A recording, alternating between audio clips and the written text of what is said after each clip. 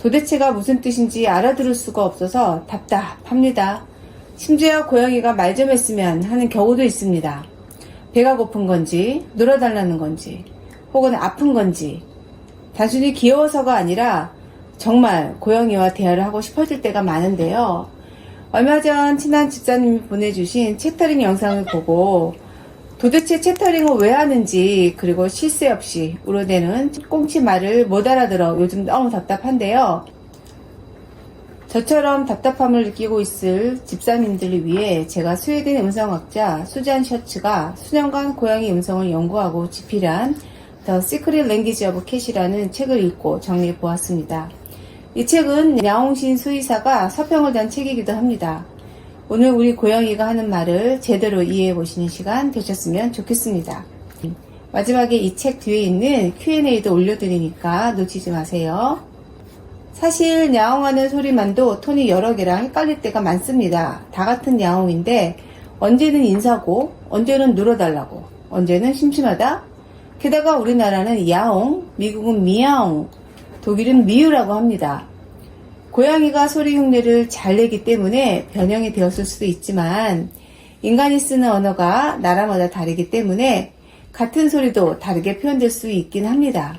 왜 이리 소리가 많을까 찾아보니까 조류를 제외하고는 고양이는 알려진 발성수가 다른 동물들 중에서도 가장 많다고 합니다. 개는 약 10가지 발성을 가지고 있고 고양이는 100가지가 넘는다고 합니다. 인간도 사용하는 언어가 다 다르듯이 고양이도 환경에 따라 언어를 활용하는 것이 달라요. 그래서 일반적인 해석을 활용하는 게 좋을 것 같습니다. 그럼 지금부터 고양이 소리 6가지 카테고리로 나누고 그 의미를 알아보겠습니다.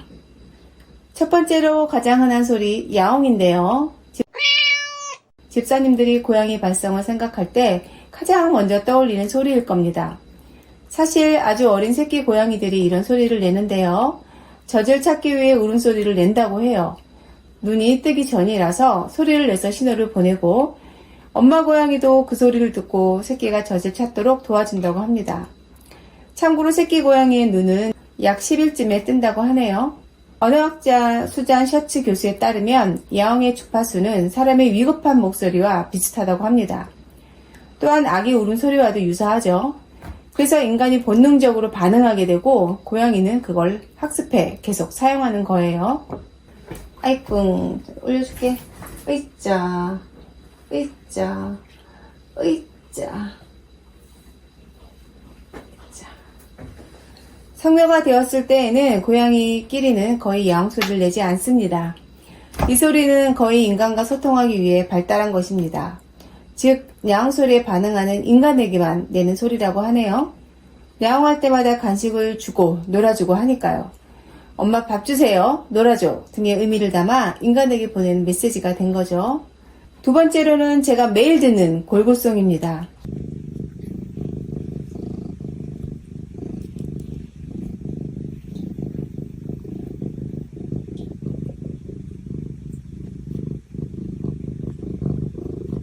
유명한 배은망덕 고양이들 채널의 아저씨가 오토바이 소리라고 했을 때 한참을 웃었던 생각이 나네요. 이 소리는 들을 때마다 신기하고 어떻게 작은 몸에서 이런 소리를 내나 궁금했죠. 하지만 그 원리는 아무도 모른다고 하네요. 성대 구조 때문이라는 이론도 있고 뇌신경 진동기라는 설도 있지만 확실한 결론은 없습니다. 그럼 도대체 왜 골골송을 하는 걸까요? 분명한 이유는 행복하고 만족스럽다는 거예요. 하지만 심하게 다친 경우에도 골골송을 한다고 전해져 있긴 합니다.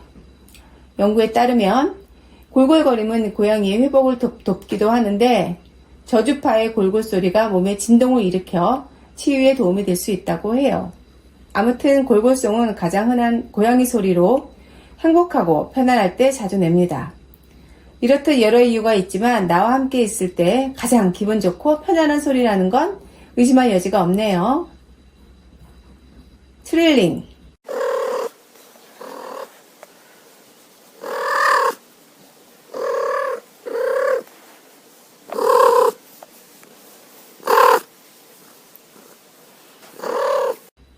우리 고양이들이 이 소리를 낸 적이 있는지 한참을 생각하고 영상도 찾아보고 했는데 저는 잘 모르겠더라고요.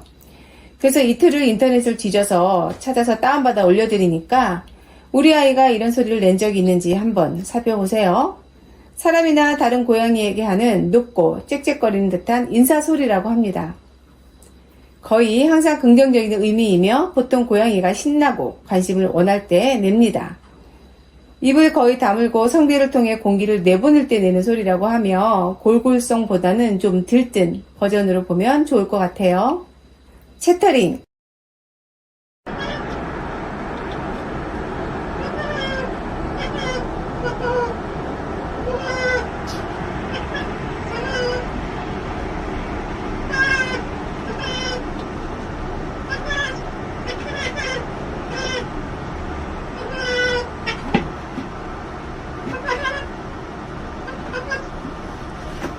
이 소리는 제가 제일 귀여워하는 소리이기도 합니다. 친한 집사님의 고양이가 채터링 하는 걸 보고 저도 결심했습니다.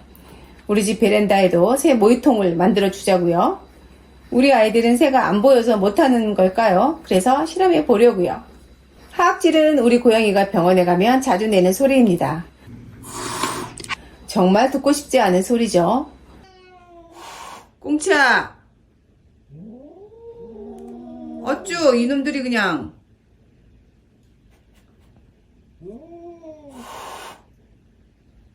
멸치야 괜찮아? 멸치야 이리와. 저기 떡 풀러줘야 돼. 이리와 추루 줄게.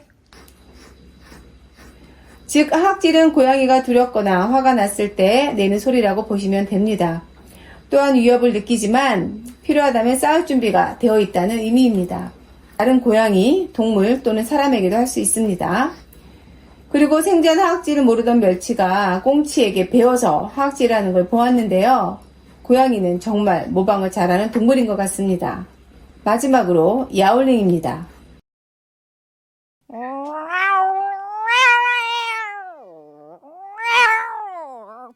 발정난 고양이가 이성을 부를 때 짝짓기 하고 싶다 또는 내 영역에 들어오지 마 라고 경고할 때 내는 소리입니다.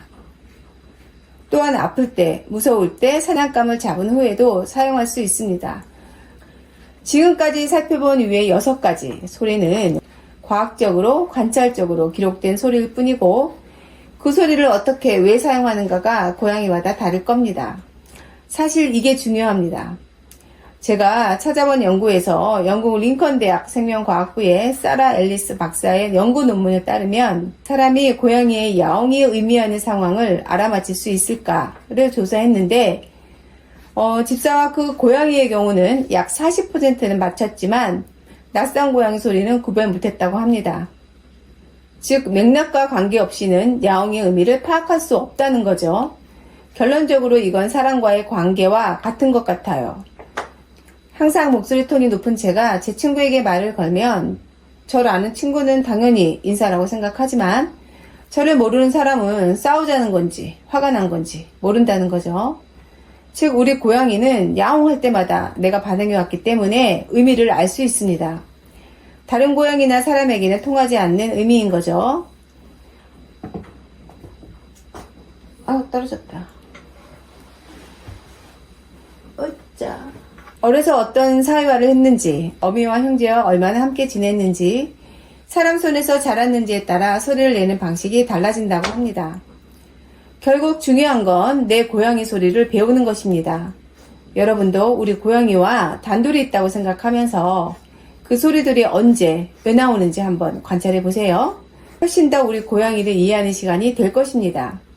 주변에 고양이를 키우시는 모든 집사님들도 고양이를 더 잘 이해하실 수 있도록 좋아요, 구독 부탁드립니다. 저는 더 좋은 정보로 찾아올게요. 안녕히 계세요.